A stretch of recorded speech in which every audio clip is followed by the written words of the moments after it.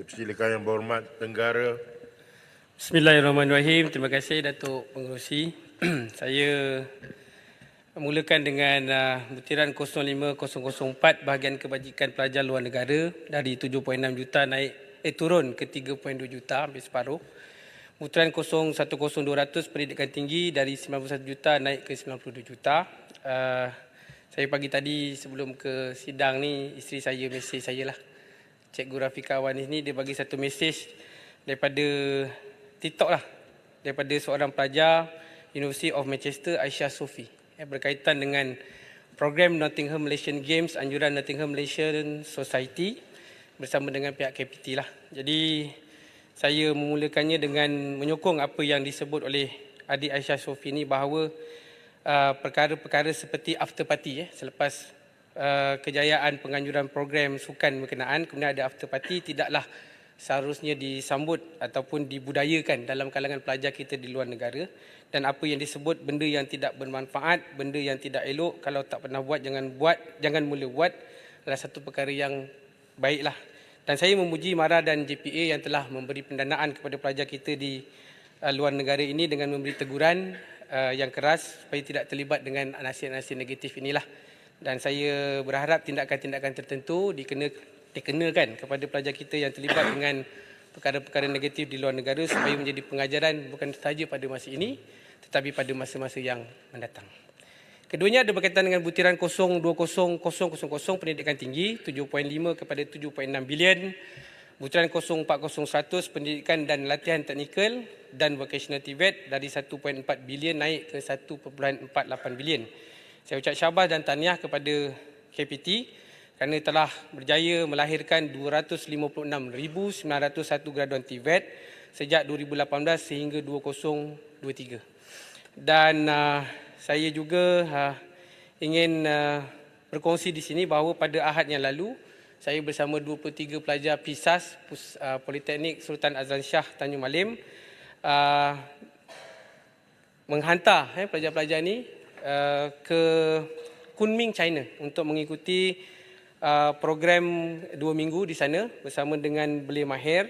Terima kasih dengan kehadiran pengarah bahagian College Community dan juga pengarah PISAS sendiri berkaitan dengan otomotif dan EV. Dan di sini saya ingin menyentuh bahawa supaya ke arah kehadapan, KPT menggiatkan lagi lah usaha untuk mengambil peluang daripada BRI ini, Belt and Road Initiative negara China ini, supaya boleh membawa lagi lebih ramai pelajar kita ke China untuk memperkukuhkan lagi elemen-elemen TVET, terutamanya berkaitan dengan teknologi barulah seperti solar, EV dan otomotif. Dan saya suka juga mengambil ruang yang ada ini untuk mencadangkan.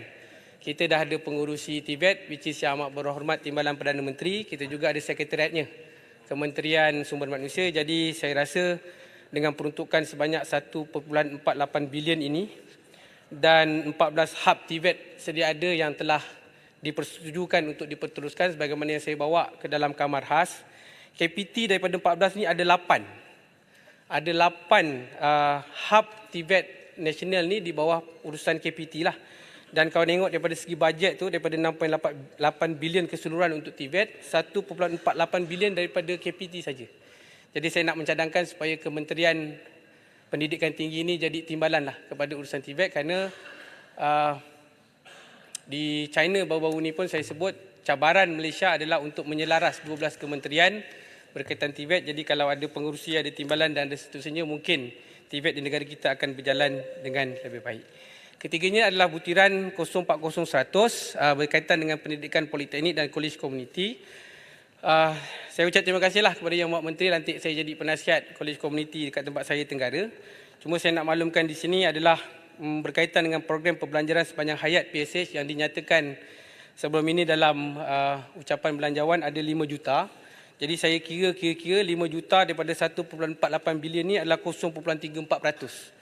Jadi kalau boleh dinaikkan ke 1%, dia jadi 14.8 juta lah. Jadi kalau 14.8 juta, saya yakin 105 buah kolej komuniti seluruh negara akan boleh mengadakan lebih banyak lagi program. Dan saya suka nak memberitahu Dewan, Datuk Pengerusi dan juga Yang Berhormat Menteri ada di dalam Dewan ini, bahawa sambutan masyarakat terhadap program-program anjuran kolej komuniti ini amat baik. Dan di tempat saya itu kebetulan kolej komunitinya berkaitan dengan kulineri dan ilmu yang disampaikan, kemahiran yang disampaikan itu senang untuk diimplementasikan dalam kehidupan sehari-harian lah. Ni Datuk Muhsin, saya minta seminit lagi. Seminit, okey. Terima kasih. Dan kolej komuniti pula di sebelah jiran saya, Kulai lah. Kulai ni tak ada kolej komuniti. Jadi ada orang Kulai pun dah berhubung dengan saya untuk mengadakan aktiviti kursus dan sebagainya. Kemahiran melangkaui sebenarnya, bukan saja tentang kulineri tapi berkaitan dengan kemahiran-kemahiran lain, tetapi tidak dapatlah nak ditampung sebab kalau berdasarkan peruntukan yang ada ni cuma 5 juta. Jadi kalau daripada 0.34% daripada 1.4 bilion ni boleh ditingkatkan kepada 1% pun, 14.8 juta ni boleh memperkasa 105 buah kolej komuniti seluruh negara yang sedia ada. Dan saya ingin menambah juga di Tenggara ni yang berhormat Datuk Speaker dan juga yang berhormat Menteri, ada tanah yang luas daripada pihak Kejora ni. Jadi kalau boleh dibinakan satu kolej komuniti yang sebuah tu bukan lagi menumpang di kedai-kedai, saya yakin dan percaya lebih banyak lagi manfaat yang boleh diberikan kepada penduduk setempat dan seluruh rakyat lah, khususnya di negeri Johor dan di serata negara lah untuk belajar di sana. Jadi bolehlah mulakan mungkin perbincangan awalan untuk NBOS, National Broadcasting Strategy ni sama-sama antara KPT dengan pihak Kejora. Dan akhirnya saya yang terakhir, ni betul-betul terakhir Datuk Pengurusi, adalah berkaitan dengan hab pendidikan tinggi Paguh. Saya ni bila habis sidang Dewan ni biasanya balik daripada Kuala Lumpur ke Tenggara ni memang lalu tepi Paguh tu. Saya tengok namanya tu besar papan tanda tu tapi tengok macam slow sangat dekat situ. Jadi saya ingin bertanyalah kepada pihak kementerian sebenarnya apakah hala tuju seterusnya apa yang dipanggil sebagai hab pendidikan tinggi Paguh ini. Kalau sekiranya saya melihat pada masa sekarang ni TVET adalah mustahak dan kebetulan kita pun ada 4 MTUN which is yang dah hadir di sana, UTHM dan UTEM yang saya difahamkan. Kita ada lagi Universiti Malaysia Pahang dan UNIMAP. Kalau boleh bawa cawangan ke sana, kita empower terus Paguh, hab pendidikan tinggi Paguh ni sebagai hub TVET wilayah selatan.